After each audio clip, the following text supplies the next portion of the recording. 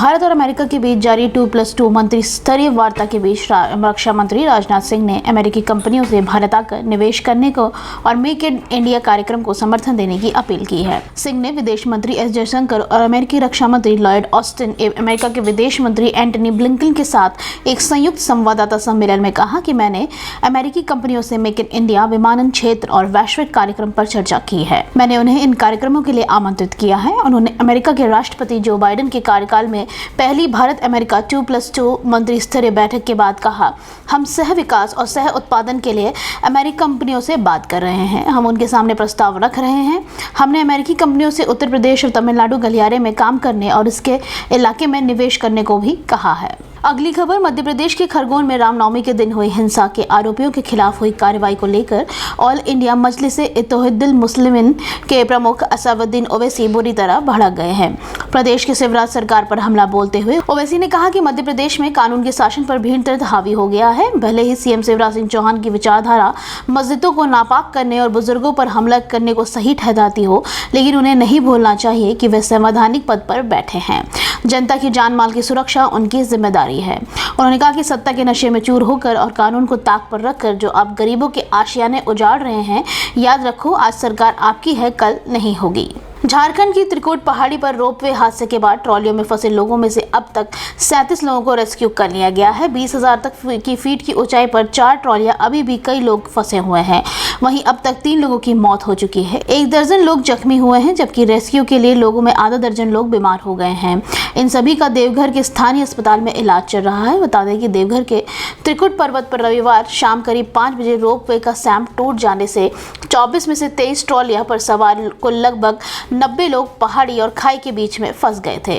इनमें से 28 लोगों को रविवार को ही एनडीआरएफ और स्थानीय युवकों ने रस्सी और हेलीकॉप्टर के जरिए सुरक्षित निकाल लिया था, जबकि पहाड़ी के निचले हिस्से में ट्रॉलियों में फंसे 20 से 25 लोग खुद किसी तरह निकल पाने में कामयाब रहे। अगली खबर, आम आदमी पार्टी के नेता और पंजाब के मुख्यमंत्री भगवंत मान मंगलवार को राष्ट्रपति रामनाथ कोविंद और उपराष्ट्रपति वेंकैया नायडू से मुलाकात करें। इसके बाद आप संयोजक और दिल्ली के सीएम अरविंद केजरीवाल ने मुलाकात पर मुफ्त बिजली की चर्चा भी करने वाले हैं। पंजाब के मुख्यमंत्री भगवंत मान मंगलवार को दोपहर 3 बजे दिल्ली के मुख्यमंत्री अरविंद केजरीवाल से मुलाकात करेंगे। सूत्रों के मुताबिक पंजाब में जल्द ही केजरीवाल की पहली गारंटी 300 यूनिट मुफ्त बिजली का ऐलान भी हो सकता है।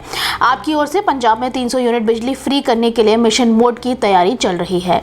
इससे पहले सोमवार को मान ने पंजाब के वरिष्ठ अधिकारियों से भी मुलाकात की थी। केजरीवाल से मुलाकात के बाद भगवंत मान पंजाब में भी 300 यूनिट फ्री बिजली योजना का अमीला जामा पहना सकते हैं।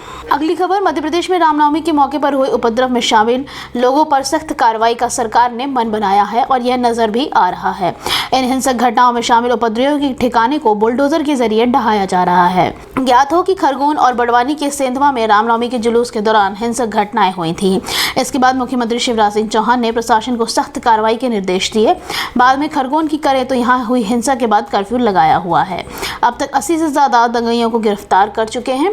वहीं कुल 45 मकान दुकान पर कार्रवाई हुई है। 16 मकान में 29 दुकानें तोड़ी गई हैं। यहाँ के मोहन टॉकीज इलाके में 4 मकान व 3 दुकान, खसखसबाड़ी क्षेत्र में 12 मकान व 10 दुकान, गणेश मंदिर के पास 1 दुकान अवैध अतिक्रमण भी हटाया गया है। अगली खबर, पश्चिम बंगाल में आसनसोल लोकसभा और बालीगंज विधानसभा सीट पर उपचुनाव के लिए मतदान जारी है। आसनसोल में मतदान के दौरान हिंसा हुई है। इस सीट में बीजेपी की उम्मीदवार अग्निमित्रा पॉल ने टीएमसी समर्थकों पर उनके काफिले पर हमले का आरोप लगाया है। अग्निमित्रा पॉल ने कहा कि तृणमूल के लोगों ने हमारे ऊपर हमला किया, गाड़ी पर हमला किया, हमारे लोग घायल हुए हैं। तृणमूल डर गई है, इसलिए ये सब कर रही है और प्रशासन मूक दर्शक बनी है। मेरे सुरक्षाकर्मी पर भी हमला किया गया। उन्होंने कहा कि टीएमसी के लोगों ने हमारे सुरक्षाकर्मियों को बांस के डंडों से पीटा। ममता बनर्जी कितनी भी कोशिश कर ले, बीजेपी यहां जीत रही है। बता दें कि पश्चिम बंगाल में आसनसोल लोकसभा और बालीगंज विधानसभा सीट पर उपचुनाव के लिए मतदान हो रहे हैं। आसनसोल में 2000 मतदाता केंद्रों में कुल 680 और बालीगंज के सभी 300 मतदान केंद्रों में संवेदनशील घोषित किया गया है।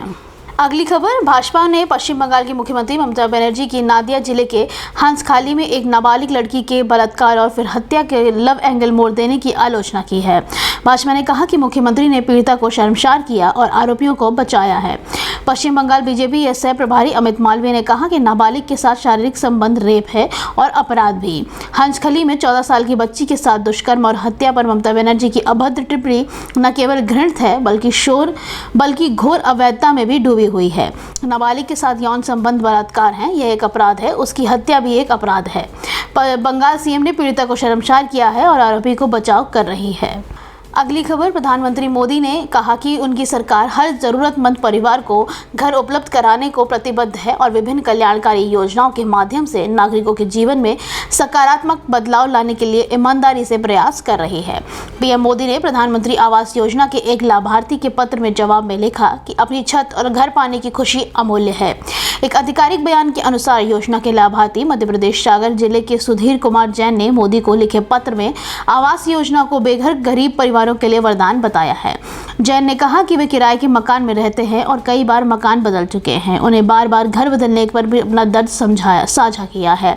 प्रधानमंत्री ने जैन को घर पे मिलने पर बधाई देते हुए कहा कि मकान सिर्फ ईंटों और सीमेंट के बने ढांचा नहीं होता है, इसके साथ हमारी भावनाएं और आकांक्षाएं भी जुड़ी होती हैं और घर की चारदीवारी न केवल सुरक्षा प्रदान करती है बल्कि एक बेहतर कल का विश्वास भी दिलाती है। अगली खबर, अमेरिका के विदेश मंत्री एंटनी ब्लिंकन ने कहा कि भारत के रूस के साथ संबंध दशकों पुराने हैं और ऐसे वक्त से जब हम अमेरिका दक्षिणी एशियाई देश को साझेदार नहीं था। ब्लिंकन ने यह बात राष्ट्रपति जो बाइडेन प्रशासन के शीर्ष अधिकारियों के यूक्रेन पर रूस के हमले की घटना पर भारत के रुख को समझाने के संकेतों के बीच कही है।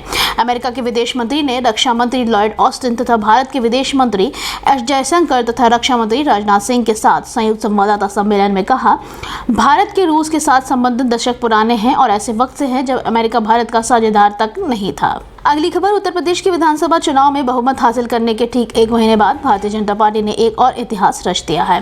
भगवा दल ने पहली बार उत्तर प्रदेश के विधान परिषद में बहुमत हासिल कर लिया है। भाजपा विधान परिषद की 100 में से 64 सीटों पर काबिज हो गई है। इससे योगी सरकार की ताकत और बढ़ गई है।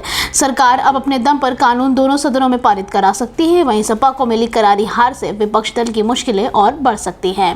पहले से बगावत का सामना कर रहे अखिलेश यादव की चुनौतियां बढ़ेंगी। स्थानीय निकाय प्राधिकरण क्षेत्र से विधान परिषद ने रिक्त 36 सीटों में से 33 पर भाजपा ने जीत हासिल कर ली है। 9 सीटों पर भाजपा प्रत्याशी निर्विरोध जीत हासिल कर चुके थे। मंगलवार को 24 सीटों पर विजेता घोषित हुए हैं। समाजवादी पार्टी और अखिलेश यादव के लिए परिणाम बेहद निराशाजनक रहे हैं।